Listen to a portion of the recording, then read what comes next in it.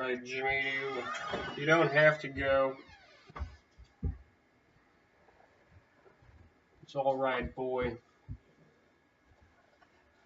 I'm just going to be reading, and I know how it hurts your ears.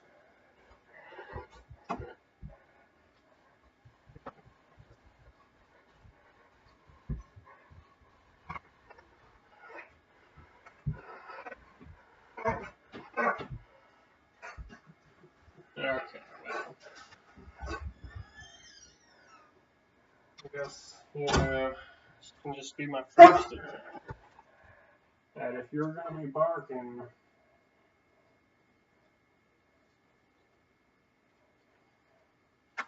I'm not going to read the table of contents, I don't think, or the introduction.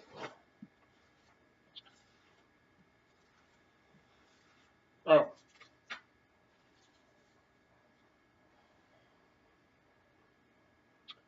The tallow candle. There was sputtering and sizzling as the flames played under the pan.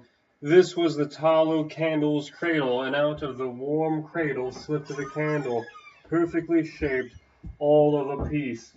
Shiny, white, and slender, it was formed in a way that made everyone who laid eyes on it believe that it must promise a bright and glorious future. Indeed, it was destined to keep that promise and fulfill their expectations. The sheep, a pretty little sheep, was the candle's mother, and the melting pot was its father. From its mother it had inherited its dazzling white body and an intuitive understanding of life. But from its father it had acquired the desire for the blazing fire that would eventually reach its very core and shine the light for it in life. That is how it had been made, and how it had cast itself with the best and brightest of hopes into life. Here it met an amazing number of fellow creatures with whom it had dealings, since it desired to get to know life, and thus perhaps find the most suitable niche for itself. But the candle saw the world in too benevolent a light, and while the world only cared about itself, not about the tallow candle at all, the world was unable to understand the true nature of the candle, so it tried to use it to its own advantage.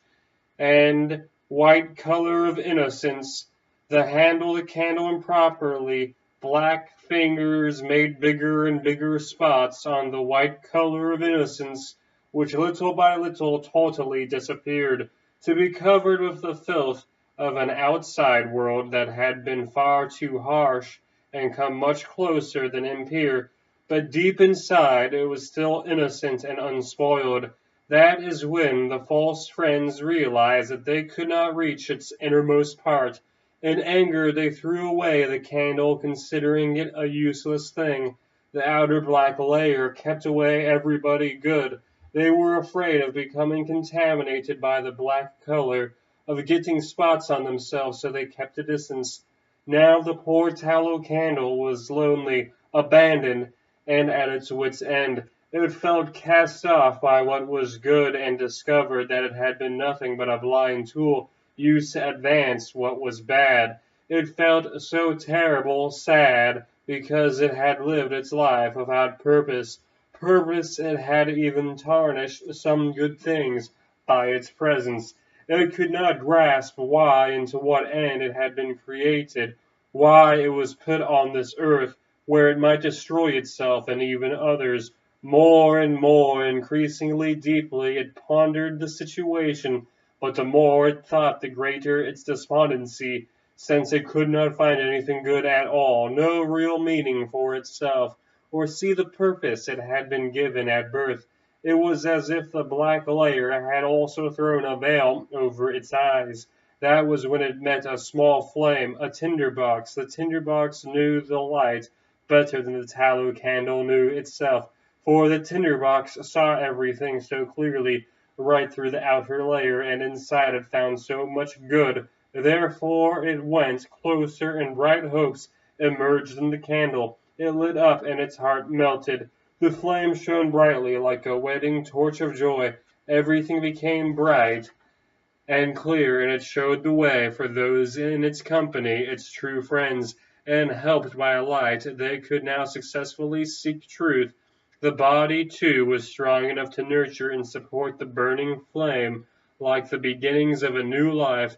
One round and plump drop after the other rolled down the candle, covering the filth of the past.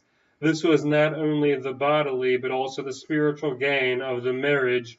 The tallow candle had found its true place in life, and proved that a true light shone for a long time, spreading joy for itself and its fellow creatures.